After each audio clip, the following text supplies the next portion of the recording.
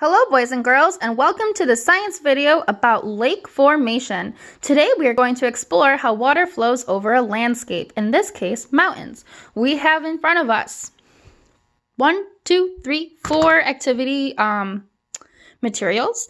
So we have wax paper that we crumpled up because it's in the process of having it so that when we uncrumple it, we'll be making our land formations that way. We have a spray bottle with blue liquid inside, so it's just water, some bubble because of the food dye that we added into it, okay? And then we also have a permanent marker and a cookie baking sheet. This is very important to have underneath so that mess is very much prevented. What we are going to be doing today is we're going to be taking a wax piece of paper and we crumple it, and we already did that step and it's in a ball. Next we're going to now straighten up the wax paper. Okay, and notice how it's no longer a smooth surface. There's some indentations in the paper. So, what we are now going to do is we're going to circle the places on the wax paper where we think rain will collect. So, let's look here and think, where would rain collect? If the higher part, the peaks on this paper represent mountains, where do you think rain would collect? So, I think it would collect at the bottom of the mountain. And that's where there's the indentations where the paper crumples down. Okay, this is one place I think there would be a lot of rain collecting, as well as here.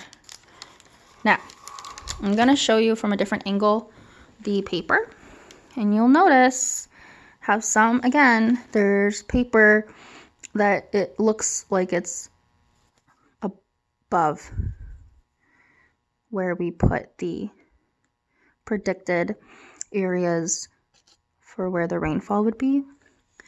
Okay, so what we are going to do is we're now going to take our spray bottle and we're going to create a mist of the rain that will fall down onto this land formation of the mountain range. Okay, so we're just going to create a mist. So we're going to do about 5 or so pumps of this liquid to create the rain so it's evenly spread out.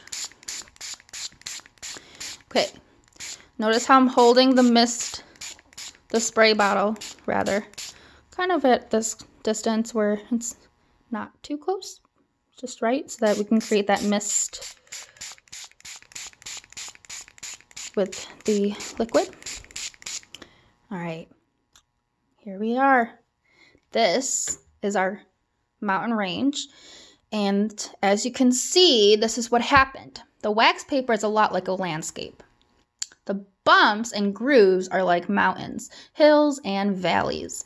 The mountain part is the higher parts on the paper, and the valleys are the lower parts, the ones that sink down, they dip a little. When it rains, gravity pulls the rain down, so it ends up collecting in the lower areas. This is why many lakes are found next to mountains. Rainwater can run down a mountain and into a lake. So let me show you at another angle. So we have here where these would be the mountains, and then the rain falls down from the mountain and collects right into the valleys. Hope you had fun. Bye.